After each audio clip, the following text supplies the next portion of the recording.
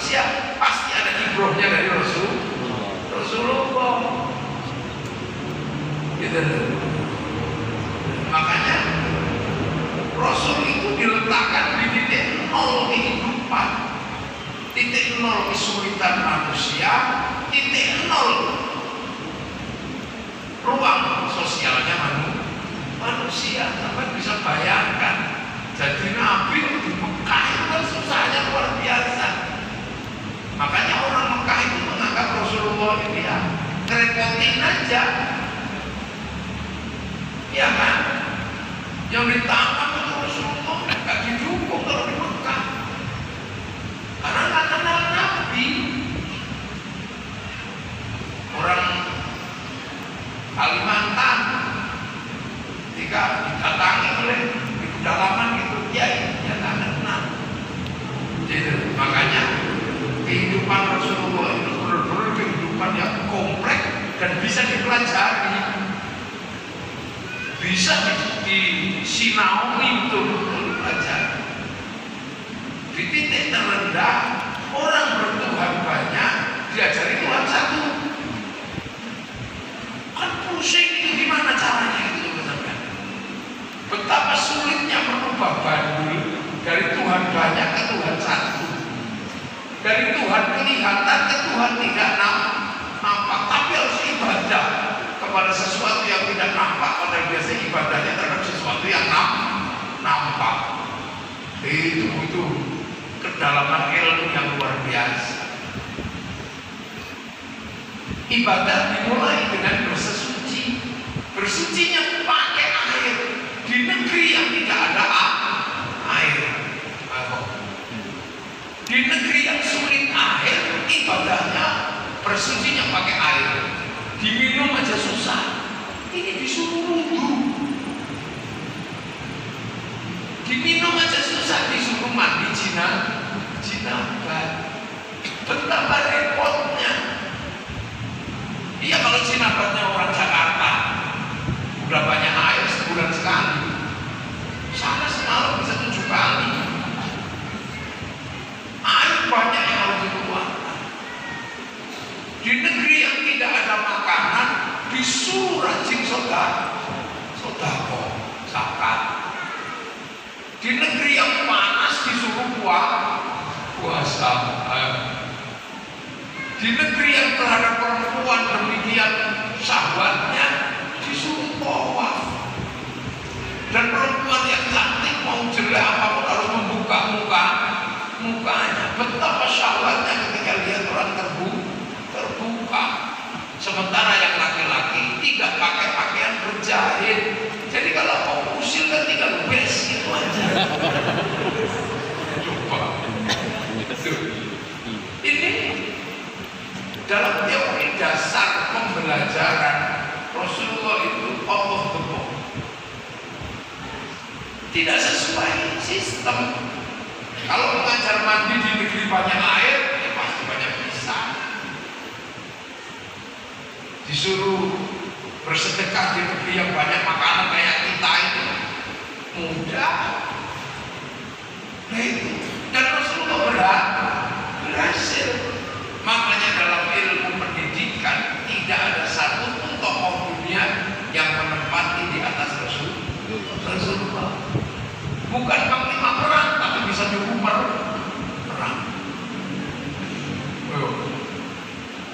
Nah itu Rasulullah. Makanya ilmu itu bisa dipraktekkan oleh umatnya.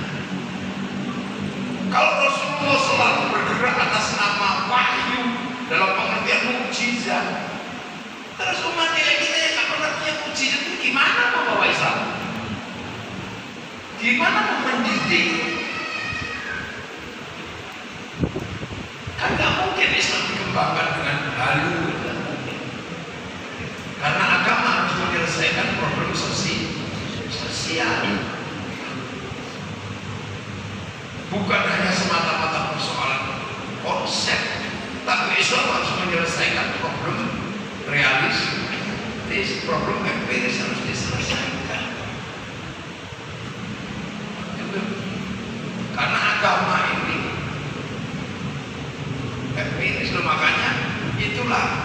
kita memperingati lahirnya Rasulullah, kita kaji dari sisi Rasul min anfusikum, hebat dan luar biasa Rasulullah itu. Oh, hebat, berhasil di tengah situasi yang tidak mungkin menjadi mungkin. Arab bisa seperti itu, bisa seperti itu. Dan makanya dalam Al-Quran tegas, wa kafa billahi syahida Muhammadur Rasulullah. Sendirian Rasulullah, cukup Allah aja saksinya kalau Muhammad itu utusan Allah. Baru kemudian mendapatkan teman yang disebut waladina ma'ahu, orang yang akhirnya menyertai Rasulullah, itu yang disebut sahabat. Bentrok dengan yang tidak terima karena secara ilmu dasar pengetahuannya nggak nyambung. Nah, itu disebut dengan kufar. Pertemuannya namanya asyidda alal kufar. Tapi karena ketelatenan Rasulullah berhasil terjadi rekonsiliasi antara yang kafir dan yang Islam. Yang kafir akhirnya jadi al-mu'allaf, punya anak mu'allaf juga, misalnya kayak Abu Sufyan mu'allaf, punya anak Muawiyah mu'allaf, baru punya anak Yazid mukallaf. Ada yang langsung dari kecil mukallaf, Sayyidina Ali, sebagian besar mu'allaf. Rekonsiliasi, ya sudah. Sampai akhirnya Ruhama yang tetap kufar, Abu Lahab, sampai dinas di dalam Al-Quran tabat yada Abi Lahab wa tab. Tapi ketika Ruhama bainahum, Rasulullah tidak pernah imami membaca surat Al-Lahab karena anaknya Abu Lahab sudah menjadi makmumnya Rasulullah. Jadi Ruhama bainahum, jadi setelah ini rumput taruhum ruk'an sujada yang takuna fadlan min Allah wa ridwanan simahum fi wujuhi min athari sujud. Semua berlomba-lomba mencari ridho Allah. Sampai akhirnya kemudian Al-Quran meneruskan, setelah itu terjadi digambarkan dari kamatalhum fit Taurat wa matalhum fil Injil kazar'in. Islam digambarkan seperti tanaman, makanya kemudian semua bergerak ke beberapa tempat nanam. Makanya orang Jawa yang Bali itu pakai kembang lir tandur. Makanya Islam itu ditandur, ditanam, karena zar'in itu maknanya tanaman. Jadi sampai bahasanya kalau menggunakan bahasa tanaman. Ditanam di mana? Ada yang ditanam di Eropa, yang nanam siapa? Toret bin Ziyad. Ada yang nanam ke Cina, sahabat Sa'ad bin Abi Waqqas. Ada yang nanam ke Afrika, sahabat Bilal, sahabat Salman. Ada yang nanam ke Indonesia. Tapi sudah di generasi belakangan bawa ke sini, ditanam dengan konsep sini. Makanya ketika menanam ya menggunakan konsep yang ada di Nusantara. Konsep menanam Islam di Nusantara itulah yang kemudian menghasilkan konsep Islam Nusantara. Yang ditanam apa? Sama aja bibitnya, 6/3. Iman sama Islam, sama aja. Rukun iman di negeri manapun yaitu antum minabillah, iman kepada Allah. Wa malaikatihi, sama aja semuanya. Ketambahan dia enten yang nggak mau. Artinya itu iman. Wa kutubihi, kitabnya Allah, ya sama aja. Di seluruh dunia Al-Quran yaitu nggak ada yang berubah. Wa rasulihi, yaitu juga nggak ada yang berubah. 25 ketambahan musyrik juga ditolak. Di seluruh dunia sama. Wal yaumil akhir ya sama aja, bahwa dunia ada akhirnya cuma ada yang Kalau yang suka bahas kayak Hizbut Tahrir itu senang bahas kiamat.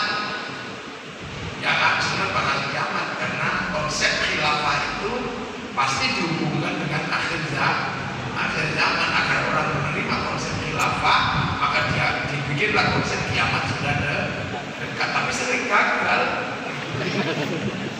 Awas, tanggal 15 Ramadan hari Jumat ada asteroid nabrak bumi, itu tanda-tanda kiamat. Takut semua, ada yang jual kebun, ada yang jual ruko, serahkan panitia hari kiamat. Sampai hari Sabtu nggak ada, gagal lagi cerita tentang kiamat kan. Sampai kerusuhan di Syam itu tanda kiamat, karena Islam kiamat itu mulainya dari Syam. Kalau Yahudi Nasrani menyebutnya Armageddon, mulainya dari Palestina, dari Bethlehem. Nah, mereka menyebut Gog Magog, kita menyebut Ya'juj Ma'juj. Nah, mulainya beda, teorinya hampir sama, tapi mulainya beda, entry pointnya beda. Yang kita dari Syam. Makanya ketika kerusuhan ISIS di Syam, banyak orang kemudian merasa terpanggil untuk ikut menjadi bagian dari peristiwa kiamat, berbondong-bondong ke sana, bakar paspor, bakar KTP, sampai sana nggak jadi juga. Ulang lagi kita diakui jadi warga Indonesia. Makanya kata Kiai nggak usah serius-serius bahas kiamat. Nah, kenapa? Karena kiamat itu bareng-bareng. Jadi belum selesai.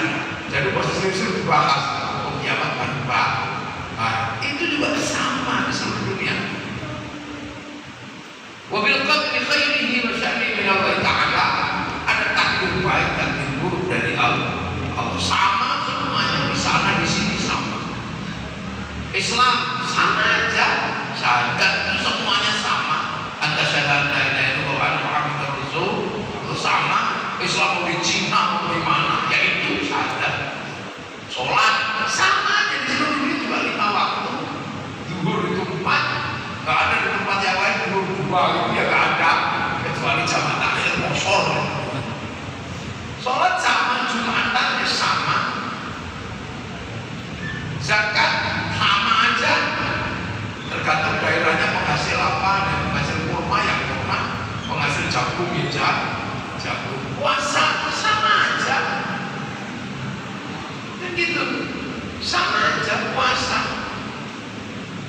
Haji sama aja, semuanya